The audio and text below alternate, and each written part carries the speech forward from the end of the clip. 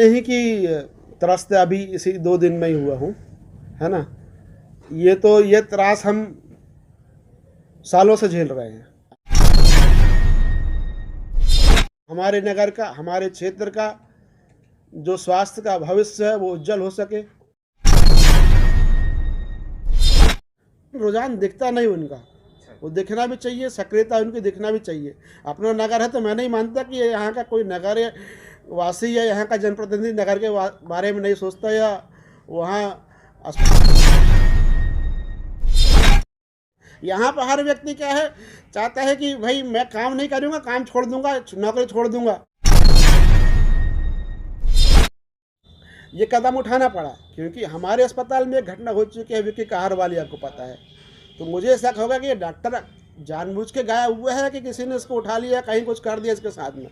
तो ये इसलिए मुझे पुलिस को खबर करनी पड़ी। लेकिन अगर आप समाधान का हिस्सा नहीं है तो मैं भी मानता हूँ कि आप कहीं ना कहीं दोषी हैं। सजगता का मतलब ये है कि उन कार्यालय प्रमुख उनको आदेश दे रहा है, समझा रहा है, उनके खिलाफ नोटिस निकाल रहा है, मनमानी, तो भी वो उपस्थित नहीं हो रहे हैं। और मैं ये जनहित में कर रहा हूँ, मुझे इसमें किसी की चिंता नहीं है कि मेरे साथ कल क्या होगा और क्या नहीं होगा। अनियमितता का एक तो सबसे बड़ी वहाँ सेवाएं जो देते हैं लोग, उनकी उपस्थिति की अनियमितता। नहीं, मेरा किसी व्यक्ति के ऊपर इशारा नहीं है, यह पूरे सिस्टम के ऊपर है। जिस तरीके से सिस्टम के खिलाफ उठाने की आपने जहमत उठाई, क्या लगा आपको? आखिर ये सब करने की ज़रूरत क्या पड़ी?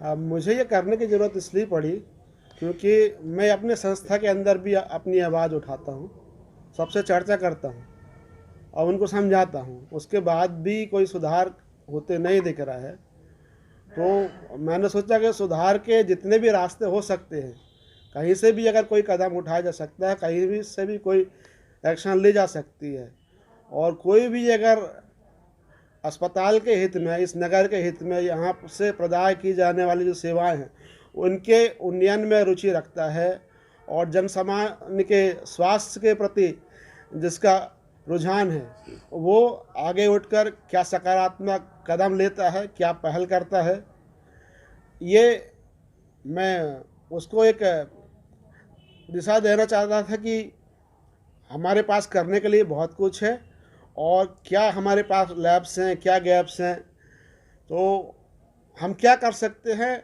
और उसके विषय में हम चिंतन करें और जो भी हमें करना है जिस भी स्तर से तो हम करें और हमारी समस्या क्या है उसको समझें और उसका निराकरण हो, ताकि हमारे नगर का, हमारे क्षेत्र का जो स्वास्थ्य का भविष्य है वो उज्जवल हो सके।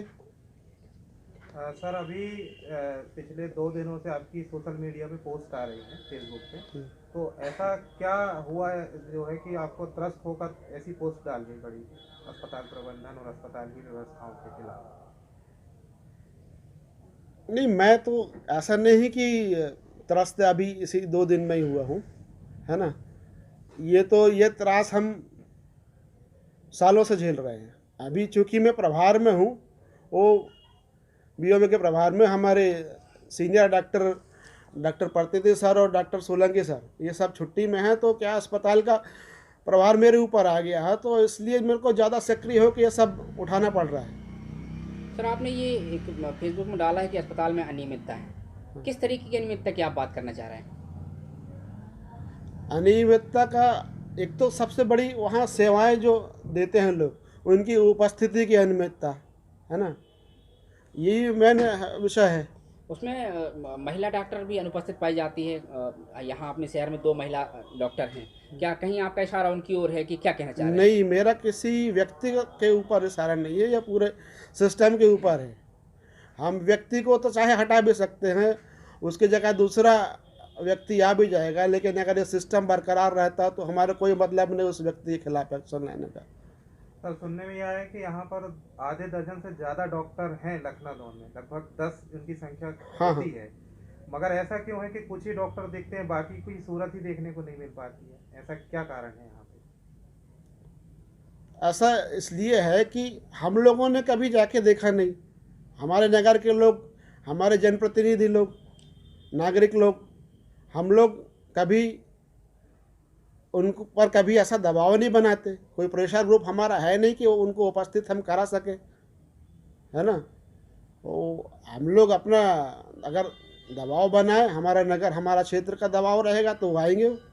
अब जैसे आपने अराजकता का वातावरण बताया है, तो ये किस तरीके की अराजकता की बात कर रहे हैं?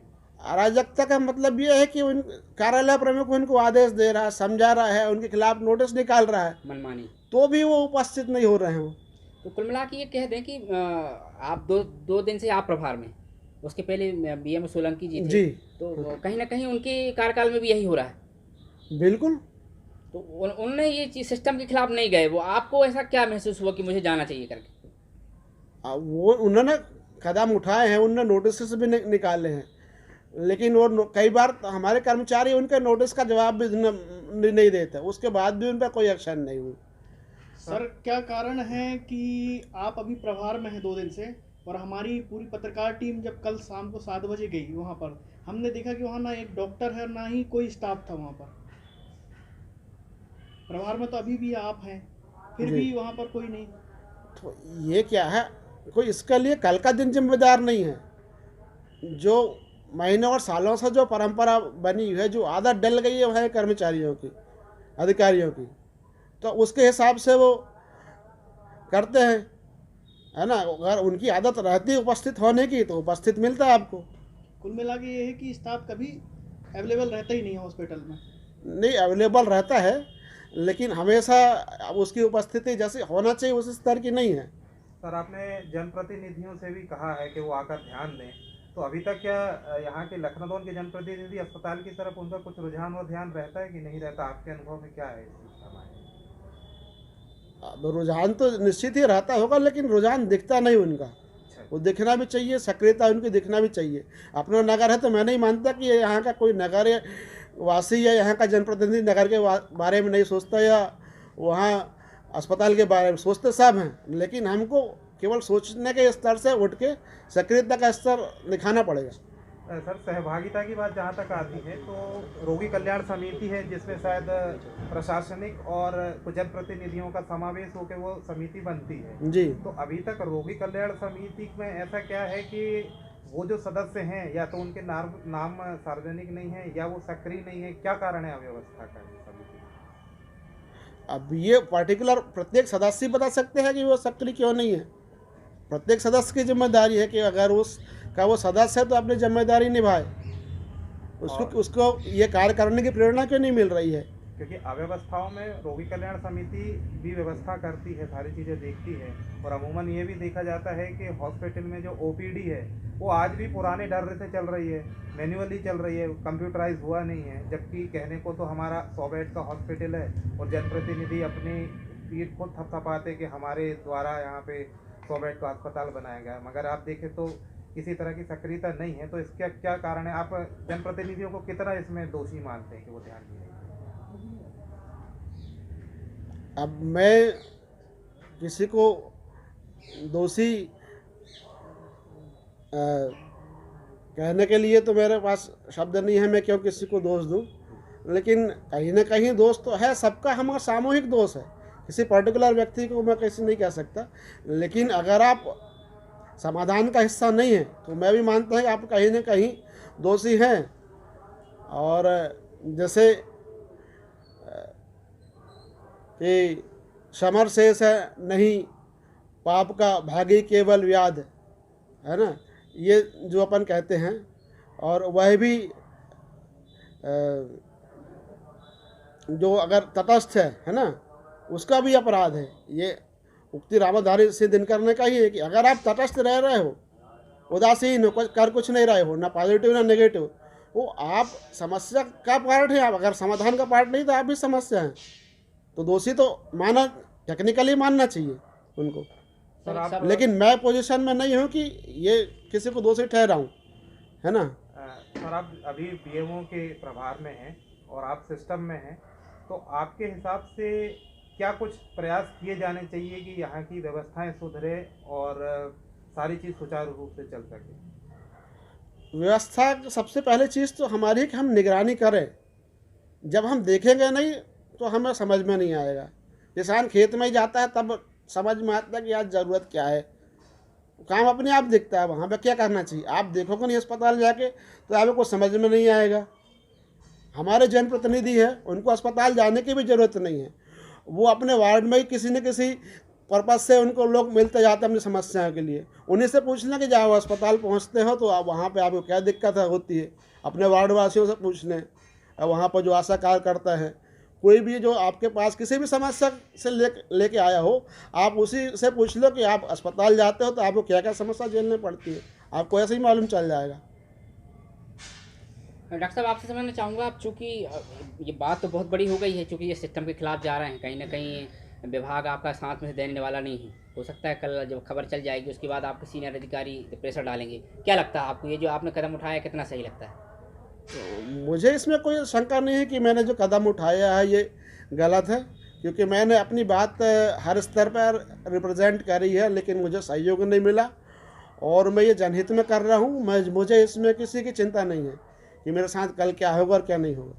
कहना चाहेंगे, आपने थाने में भी एक आवेदन दिया है, ड्यूटी डॉक्टर नदारत थे, आए थे, अचानक से बगैर सूचना के चले गए। तो ये क्या ज़रूरत पड़ी? आप चूँकि आप बीओ में थे, आप डायरेक्ट उनसे फ़ोन करके बात कर सकते थे और वरिष्ठ अधिकारियों को सूचित कर सकते थे, ये विभागीय कार्रवाई हो सकती थी। पुलिस में जाने की ज़रूरत क्यों पड़ी? वो सवेरे एक पोस्टमार्टम आया था 8 बजे, तो मुझे जो हमारे बीओ में डॉक्टर सोलंकी उनका फ़ोन आया कि ड्यूटी में जो है उस डॉक्टर को सूचित किया जाए कि वो पीएम कर दे। तो मैंने जो पहले ड्यूटी में थे नाइट में, तो उनको भी फ़ोन करा और तो कोई मेरा संपर्क नहीं हो पाया। करीब मेरा 10 बजे करीब फिर मैं खुद ही पोस्टमार्टम करने के लिए जाने लगा कि मैं ही कर दूँ। फिर इतने में क्या है कि फ़ोन आया हॉस्पिटल से कि 2-3 एक्सीडेंट के केस हैं। और मैं एक्सीडेंट केस बोले यहाँ जो ड्यूटी डॉक्टर अवेलेबल नहीं है, तो मैंने सोचा कि पहले एक्सीडेंट केस अटेंड कर लो, फिर उसके बाद में आगे पोस्टमार्टम कर दूँगा। फिर यहाँ पर जो पोस्टमार्टम करने के लिए जो पुलिस टीम थी और 2-4 नागरिक लोग थे, उनके भी बात भी हुई डॉक्टर साहब से, डॉक्टर संतोष ठाकुर से, कि वो वहाँ से ये मुख्यालय पर रहते नहीं, सिवनी से अप डाउन करते हैं, तो वो निकल चुके हैं तो आ जाएंगे। और फिर मेरे वहाँ एक्सीडेंट केस अटेंड करने के बाद जब आया तो फिर मैंने उनसे दोबारा फ़ोन करके पूछा कि आप कहाँ पहुँच गए, तो बोले छपारा क्रॉस कर लिए हैं। फिर उन्होंने आके 12 बजे करीब पोस्टमार्टम किया। उसके बाद से फिर वो गए तो उनको फिर और केस आया हॉस्पिटल में, इमरजेंसी वाले। उस सिस्टर ने बताया कि सर हमने डॉक्टर संतोष ठाकुर को फ़ोन लगाया था और वो बोले आ नहीं रहे हैं, और उनने बोल दिया कि अब ढेरिया सार देखेंगे, मैं नहीं देख रहा हूँ। और मैंने जब दोबारा फ़ोन लगाया तो इनका फ़ोन आप कोई लग नहीं रहा था, है ना। तो इस कारण से मुझे क्या है, उनकी ड्यूटी थी और वो अनुपस्थित हो रहे थे, और उनका फ़ोन भी जब मैं लगा रहा था तो नहीं लग रहा था। उसके जब पोस्टमार्टम करने के बाद उनको मैंने फ़ोन लगाया तो उनका फ़ोन नहीं लगा। फिर क्या हुआ कि मुझे ये कदम उठाना पड़ा, क्योंकि हमारे अस्पताल में एक घटना हो चुकी है विक्की कहार वाली, आपको पता है। तो मुझे शक होगा कि ये डॉक्टर जानबूझ के गायब हुआ है कि किसी ने इसको उठा लिया, कहीं कुछ कर दिया इसके साथ में। तो ये इसलिए मुझे पुलिस को खबर करनी पड़ी। अच्छा, नहीं तो आप डॉक्टर साहब, सवाल ये भी उठता है, चूँकि आप प्रेस कॉन्फ्रेंस में सवाल ये भी उठता है कि हो सकता है कहीं व्यक्तिगत आपका कुछ उसमें ऐसा तो नहीं है कि डॉक्टर ठाकुर से विभागीय कुछ आपका व्यक्तिगत हो? नहीं, व्यक्तिगत मैं तो चाहते भी नहीं उस व्यक्ति के खिलाफ कोई एक्शन हो, है ना। मैं एक्शन इस सिस्टम के खिलाफ चाहता हूँ। संतोष ठाकुर की जगह कोई दूसरा संतोष ठाकुर पैदा हो जाएगा, वो भी यही करेगा। तो मैं नहीं चाहता। मैं चाहता हूँ कि वो आदमी खिलाफ ना जाके वो सुधरे, वो काम करे। मैं नहीं चाहता कि वो काम छोड़ दे यहाँ से। यहाँ पर हर व्यक्ति क्या है, चाहता है कि भाई मैं काम नहीं करूँगा, काम छोड़ दूँगा, नौकरी छोड़ दूँगा। हमको क्या है, सिस्टम में हमारी ये भी मजबूरी है कि हमको उन्हीं सीमित लोगों से काम लेना है। उनके खिलाफ एक्शन लेते हैं तो हमारे पास विकल्प भी नहीं है कि कोई दूसरा हम पदस्थ कर सके। सर, सूत्रों की माने तो सूत्र ये भी बताते हैं कि हॉस्पिटल में जब इलाज कराने के लिए कोई गरीब पीड़ित जाता है तो वहाँ आपके बीच के डॉक्टर्स बोलते हैं कि आप हमारे पर्सनल क्लिनिक में आके मिलें। इसमें कितनी सच्चाई है? ये इस चीज़ की आप जो सत्यापन खुद मरीजों से कर सकते हो। आप पब्लिक में जाइए, पूछिए उनसे, मैं क्या बता सकता हूँ। आप डायरेक्ट जो हितग्राही उनसे संपर्क करिए, आपको सत्यता जो अभी है पता चल जाएगी।